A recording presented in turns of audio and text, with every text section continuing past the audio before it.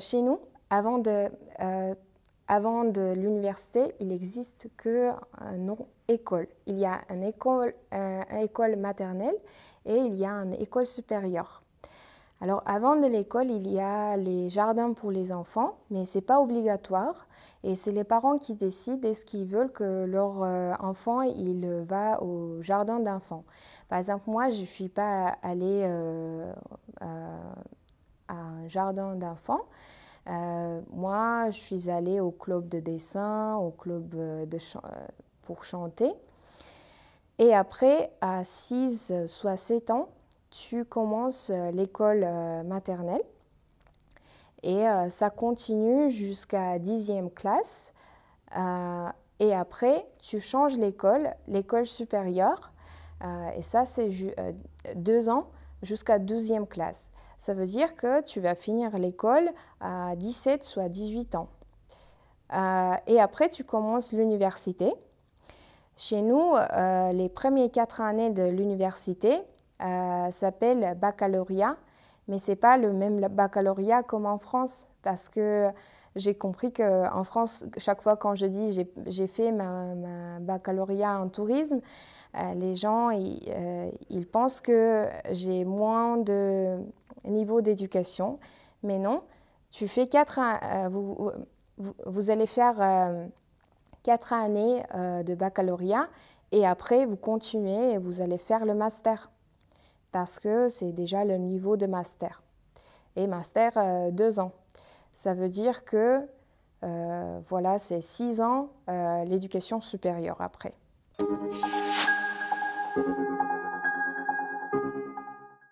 Ça dépend quel métier vous allez choisir. Par exemple, moi, quand j'ai choisi tourisme, moi, je devais avoir les 3 examens. C'était examen d'arménien, une langue étrangère. Moi, j'ai choisi français. Et soit géographie, soit histoire. Histoire de l'Arménie. Et moi, j'ai choisi la géographie. Voilà. Et ça veut dire que pour chaque métier, il y a 2-3 examens obligatoires qu'il faut passer. Chaque année, les moyens des points sont différents parce que chaque année, le niveau des étudiants sont différents.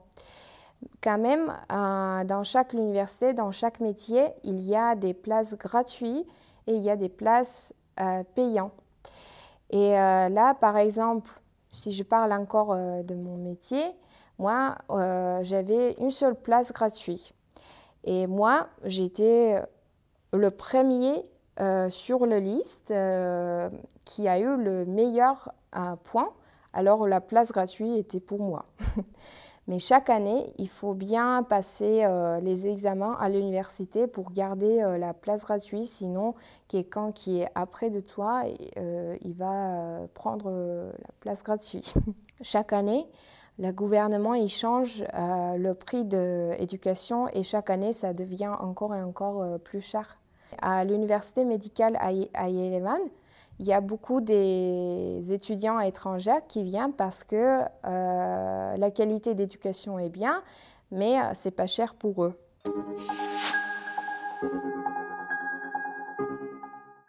Les écoles sont gratuites. Quand même, il y a quelques écoles,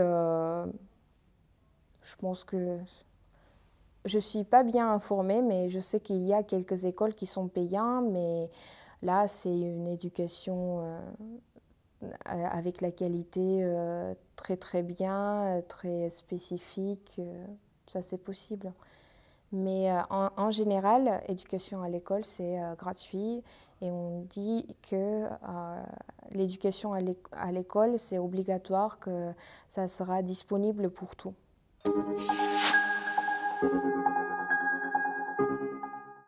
Oui, on peut trouver les cours, par exemple le cours de coiffeur.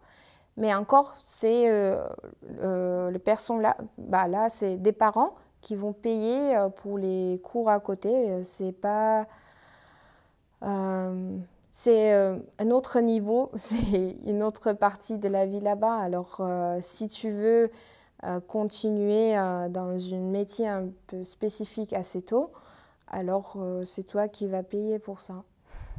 Mais la majorité, ils vont continuer jusqu'à la fin, même s'ils n'ont pas un très bon niveau des études.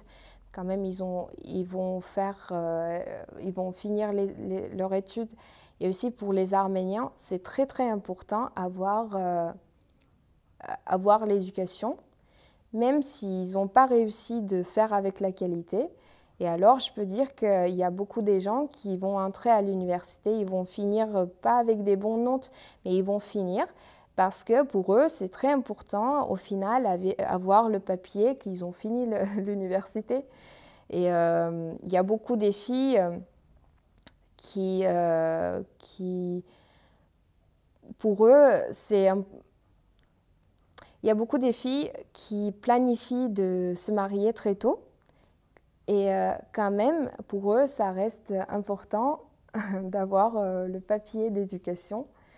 Et on dit que les filles, elles vont être les futures mamans, alors elles doivent avoir la capacité pour aider les enfants après avec leurs études.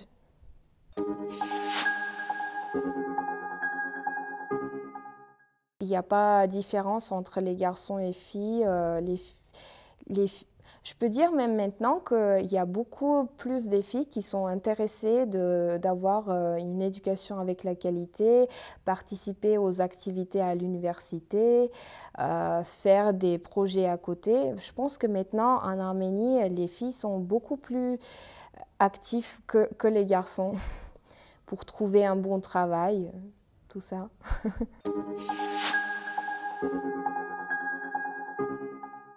Les relations sont très formelles entre les élèves et les enseignants. On vous voit avec eux. On doit dire, si je traduis, ça va être, par exemple, mon nom de famille c'est Khachatorian, alors on va dire Enkel Khachatorian. Enkel c'est ami Khachatorian. Quand même, ça reste formel. Mais pour poser une question ou pour dire quelque chose, il faut dire Enkel Khachatorian, est-ce que je peux dire ça, etc. Mais c'est très formel.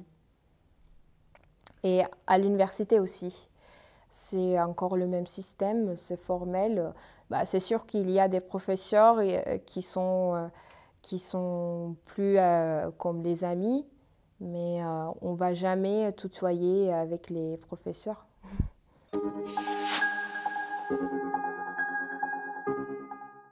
Moi, j'étais une élève qui faisait ses études, qui était très concentrée sur ses études, mais j'aimais pas trop mon école, j'aimais pas l'ambiance. À mon avis, c'était très carré et moi, j'avais besoin un peu plus. Je peux pas dire quoi maintenant, mais j'avais l'impression que c'était un peu carré pour moi. Mais je ne peux pas dire que toutes les écoles sont comme ça.